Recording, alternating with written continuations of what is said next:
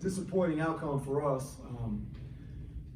We got off to a bad start, I thought. Fell behind, and you don't want to fall behind to a team like this that can chew a lot of time off the clock due to their running game. I thought the first half,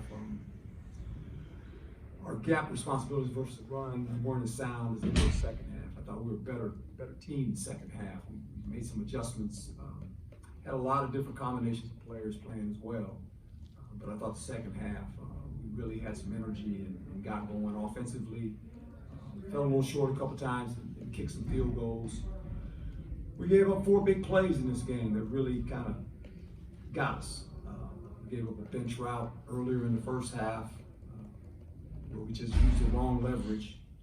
And then we gave up another one there in the fourth quarter to really, 3rd and 15, if we stop them there, maybe we get the ball back. Maybe we can go down and tie the football game up. And then they had a big run on us. So they're a good football team, well coached. I thought our players in the second half played well. I think the defense did a pretty nice job. When you shut them out, you give yourself a chance. That's all you can ask for. But we fell a little short. I always say we ran out of time.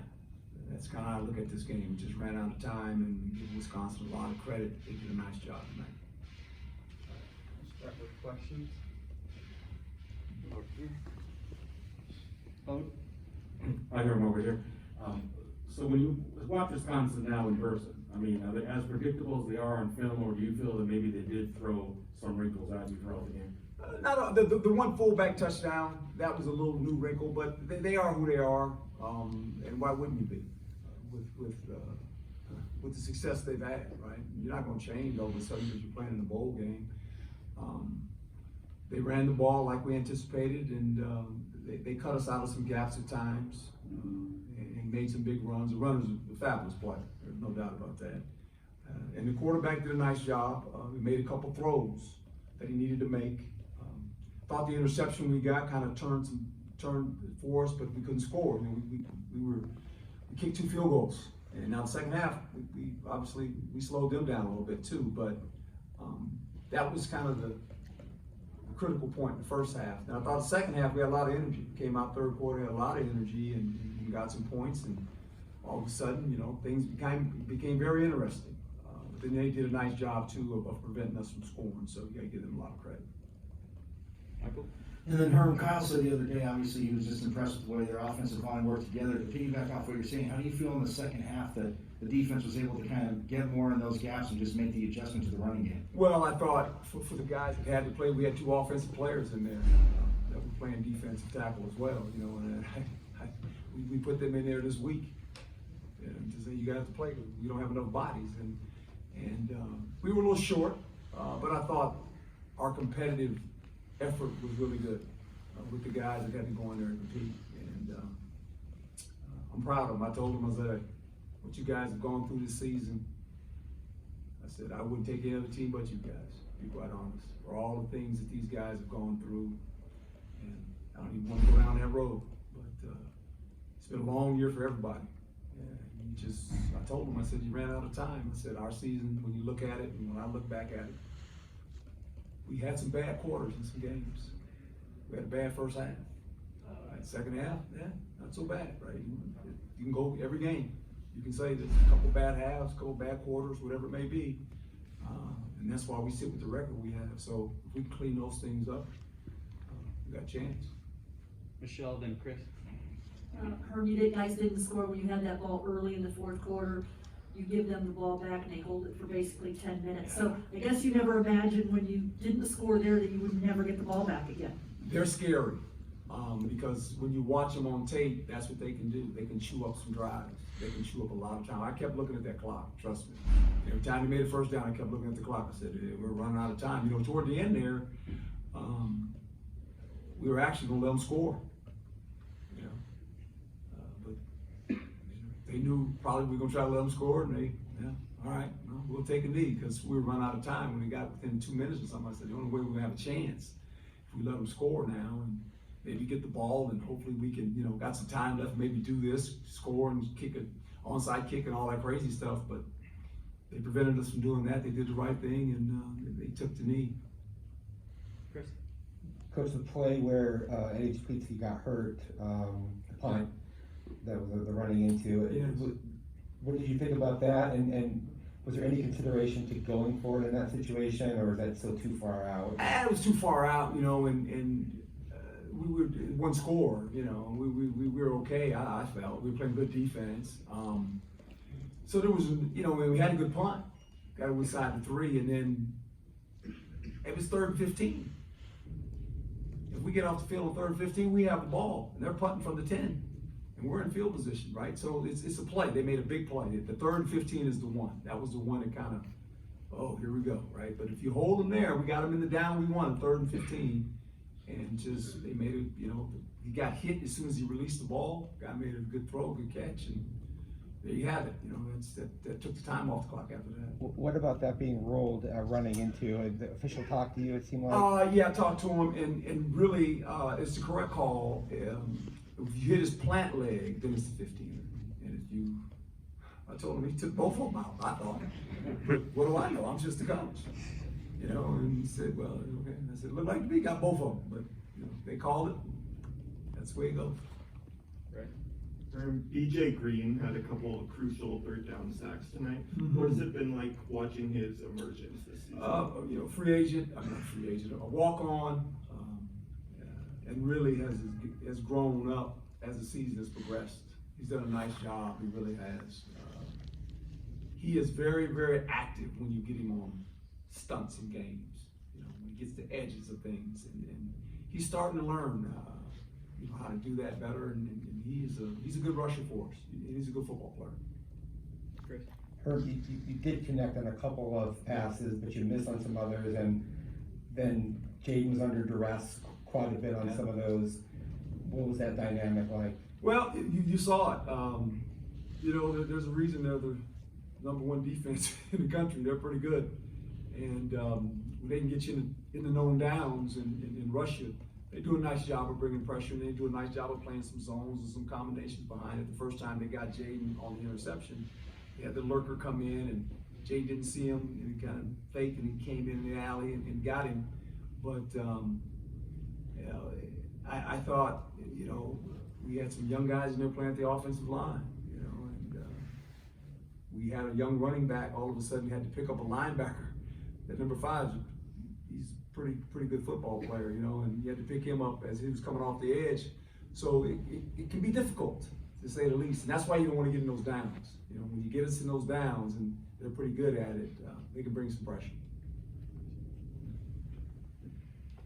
Jonathan? Coach, Jaden talked about how this was going to be one at the line of scrimmage, and obviously Wisconsin put that on display in the first half, but with the second half of performances like BJ Green, like Omar, how impressed or encouraged are you with, you know, the future of those young rushers and what they can prove in times of adversity like those? Very, very much. But I'm really, it's not only those 2 guys, just the team. You know, this is a game you go in at halftime, and you know, you're looking at the scoreboard and you're going, oh, this is interesting, right? How are we going to react now? And they got the ball, and we talked about it, and I thought the coaches did a nice job offensively and defensively adjusting to what was being done in the first half, and the players bought into it. They listened to the direction of the coaches, and came out and had a lot of energy. And I thought the interception helped us.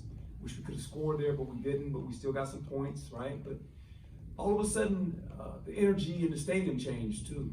Our ASU fans behind us were loud, and I looked across, and Wisconsin fans were sitting down all of a sudden, right? And it became a football game, and that's all you can ask for. And going into the 4th quarter, make it a game. Whether we were leading or they were leading, it was a game. You know, it was a game that was going to go down a couple plays, and they made the big play on 3rd and 15 that really sealed it for them. 2 more questions, right? Coach, both officials have said that it's been great having you as a head coach in this event here in Las Vegas. Can you talk about kind of the experience here the last few days for you and your team in basically a brand new stadium, brand new kind of bowl experience here in Las Vegas? Well, this has been marvelous for us, and the committee and all those folks involved in it have really, really done an excellent job. And to play in this stadium, you know, I'm an old NFL guy.